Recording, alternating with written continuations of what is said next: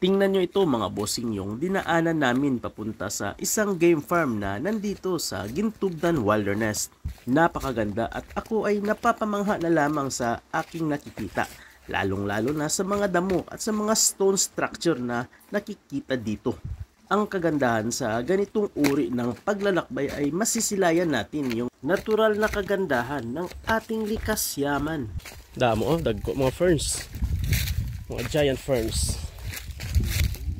Ang paligid ay walang kaplastik-plastik sapagkat ang lugar ay inaalagaan ng dalawang bayan na nakasakop dito, yung bayan ng La Carlota City at ang bayan ng Bagos City. Anong tanim yan? Apple. Yan, yung apple namin di-deliver namin dito. Matarik yung dinaanan namin at maraming mga wild na mga pananim. Gaya ng mga giant ferns nito, kita nyo. At nagdala kami dito ng pasalubong sa isa naming kaibigan na si Sir Samuel. Ito ay puno ng mansanas na aming itatanim para mapag-aralan natin kung angkop nga ba ang klimang malamig sa puno ng mansanas na nanggaling doon sa ating sakahan. Guys, nandito po tayo ngayon. Odyong po yung, tingnan nyo po, odyong yan. Ginagamit po yan bilang paypay. Ang uri ng klase ng bamboo. Na bamboo ni. Ayo, grass. Tingnan nyo yung udyong.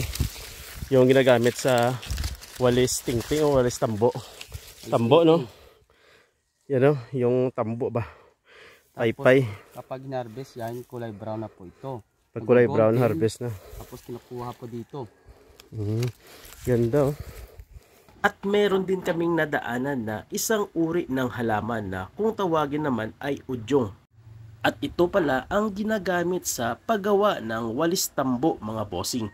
At yun naman ay pinaliwanag ng isa nating tropa. Habang kami ay palapit ng palapit, ito na ang bumungad sa amin.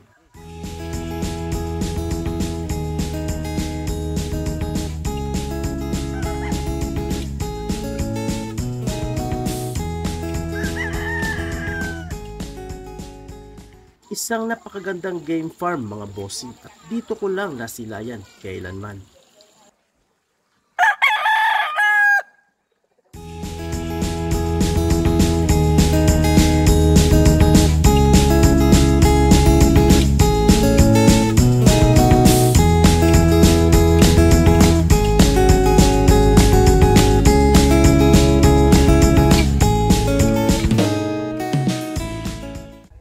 O diba nakakamangha at lalo kang mapapamangha kung malaman mo ang history ng game farm na ito sapagkat ito ay ideya lamang ng isang tao na nagngangalang Eleuterio Flores.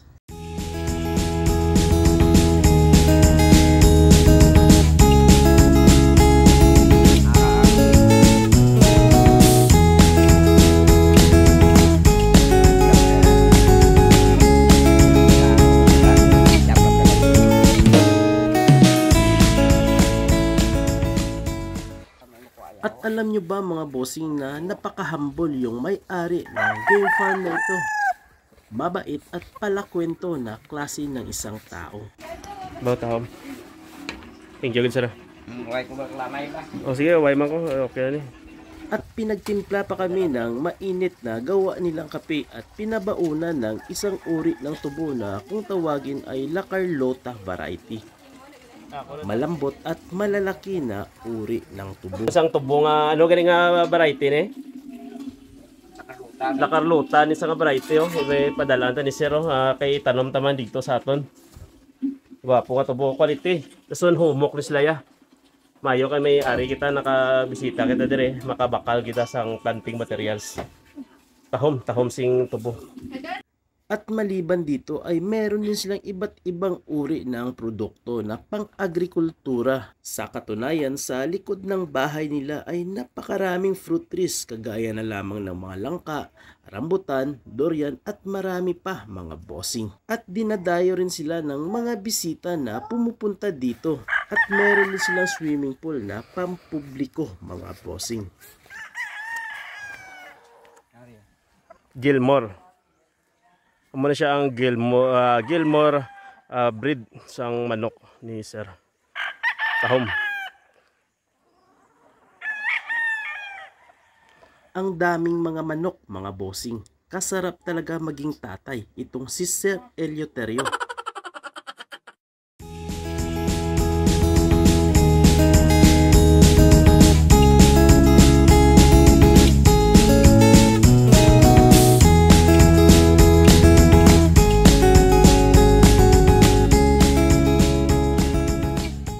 At sa aming pag-uwi ay dito na namin nakasama si Sir Samuel. Ano na siya sir nga ano? Nga tanom ang daw ferns niyo. Ariyo? Tako na yan na Giant? lupog. Ah? Lupog na tawag. Lupog? Amo ni sa di ba daw kakahoy man isa? At dito ko rin lang nalaman mga bossing na napakarami palang uri ng ferns na nandito sa kanilang lugar. Ang kakahoy gid sa bla mo no? Do may puno sa bla? Amo na siya? Doon ganda ko ya. Mm. Ganda ko na. Tapos to. Sari-sari man sila gali nga nga daw klase. Ariya wala niya gadako oh. Dako man pero hindi na siya gataas. Okay gadako sa pero Gataas araw. Babaw na ako. Daw subos. ariya mo ni. Ana siya. Grabe ang ferns sa tanan niyo bro. Araw bo. Ay oo. Tara bro, may puno sa oh. Duga puno sa ano gali tawag ni sir? Gabas. Ha? Gabas. Tigabas ang isa yan ano niya pako-pako. Duwag ilaw sa agsam. Grabe ang mga ano dito ari ka lang sa Jurassic time. Ang ila lugar mabugnaw kag badamo sing mga balagon. At yung iba ay mahigpit na ipinagbabawal na ibaba dito sa bundok ng Gintubdan. Sapagkat ang puno ng ferns na ito ay ginagamit para naman sa ornamental purposes. No? No, sir no? Brad mo na sa Bawal sir no? bawal. Bawal na ipagwa diri sa Brad mo na sa brad na kilab brad. amo na sa ginakilaw? Natamnan niya sa bulak eh. Oh, amo na siya ginatamnan. Sang time sang pandemic, grabing baklanay ni. Oo, bawal. Bawal oh, dakpon ka ni sang DNR. Oh, tara bro, natural habitat gid nila ang Gintubdan. Grabe. Why ka diya sing pako-pako nga ginautan? Wala yan oh. Ang ginasalad. Ano ginakilaw na yablaw? Wag pra sa mo. May isa ni kaklase sang pako nga ginakilaw. Aray tudlo ni sir sa ato no. Hangos kalabaw tayo mga bossing. Tara nyo lang ang pako-pako nila. Grabe, dagko-dagko kadya. Ari kita diri sa Gintubdan wilderness. Sa lugar nila ni ni Sir Sam. Grabe, tahom sa ilang lugar. Ano na siya siro abaka? Ano niya? Saging lagi niya? Saging.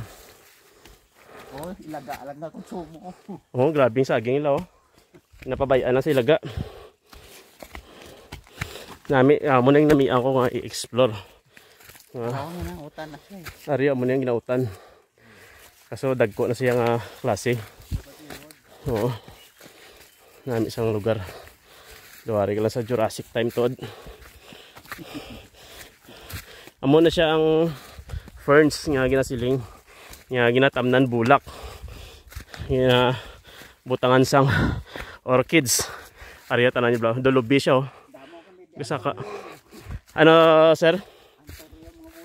Oh. Antorium damo di sa mga gusto magtanom damo di sa klase ng bulak. Mga rare.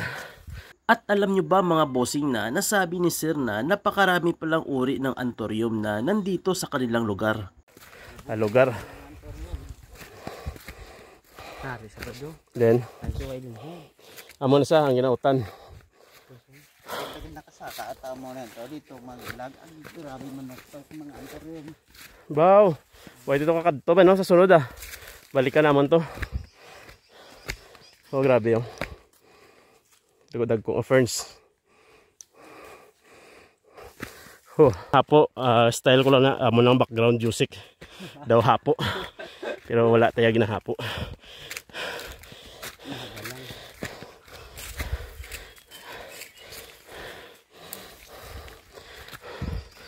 Mula na mga boss daw kapoy gid.